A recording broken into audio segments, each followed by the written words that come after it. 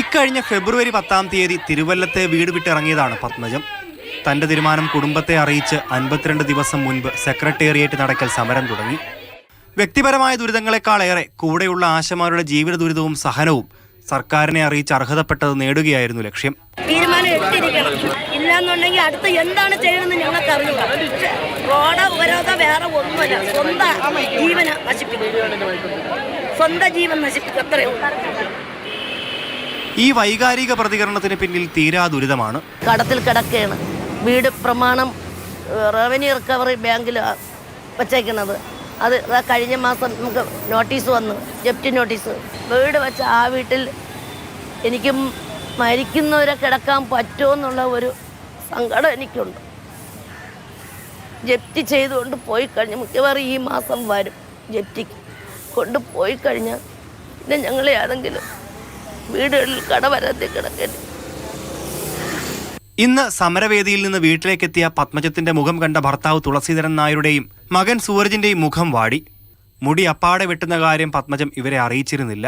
കാണുമ്പോൾ നമുക്ക് മാനസികമായിട്ടൊരു പ്രയാസമുണ്ട്. നമ്മളെന്നല്ല, ഇപ്പം നമ്മൾ ഇതേത്രയും കാണിക്കുമ്പം ടി വി കൂടെ കാണുമ്പോൾ നമുക്ക് സദാവുണ്ട്. ഇതുപോലെ എത്രയോ പേര് അവിടെ ഇരുന്ന് അവരും കഷ്ടപ്പെടുന്നു. നിന്നെ പോലെ തന്നെ മറ്റുള്ളവരും, അവരും മനുഷ്യരാണ്. എത്ര പേര് കൂടെ അവർ ഇരിക്കുന്ന വെയിലത്ത് നമ്മളത് ആലോചിക്കണ്ടേ. മുടി മുട്ട അടിക്കുന്നുള്ള മുടി വെട്ടുമെന്ന് പറഞ്ഞു. ഞാൻ പറഞ്ഞു ശരി, എന്താ ചെയ്യുക, ഇത്രയും ഞാൻ പ്രതീക്ഷിച്ചില്ല. ഇങ്ങനെ ഒരു അവസ്ഥ കണ്ടപ്പോൾ സങ്കടം തോന്നി. പക്ഷേ സമരത്തിൻ്റെ ഇതായതുകൊണ്ട് നമ്മൾ ആ രീതിയിൽ സമരമല്ലേ ശരി, പിന്നെ മുടി പൊടിക്കും. സമരമിരിക്കുന്നവർ ശരിയായ ആശാപ്രവർത്തകരല്ലെന്ന് പറയുന്നവരോട് തിരുവല്ലം അർബൻ കുടുംബാരോഗ്യ കേന്ദ്രത്തിലെ പത്മജത്തിന് പറയാനുള്ളത് രായെന്നില്ല പകലെന്നില്ലാതെയുള്ള കഠിനാധ്വാനത്തിന്റെ കഥയാണ്.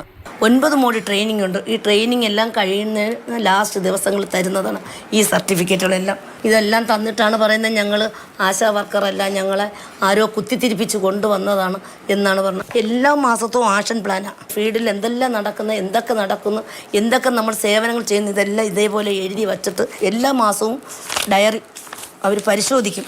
സമരം വിവിധ ഘട്ടങ്ങൾ താണ്ടി ഐക്യദാർഢ്യവുമായി ആളുകളെത്തി. എതിർപ്പും വെറുപ്പുമായും ചിലരെത്തി. പൊള്ളുന്ന വെയിലിനെയും മഴയെയും മഞ്ഞിനെയും അതിജീവിച്ച പത്മജവും പത്മജത്തെ പോലെയുള്ള ആശാപ്രവർത്തകരും സമരം തുടരുകയാണ്.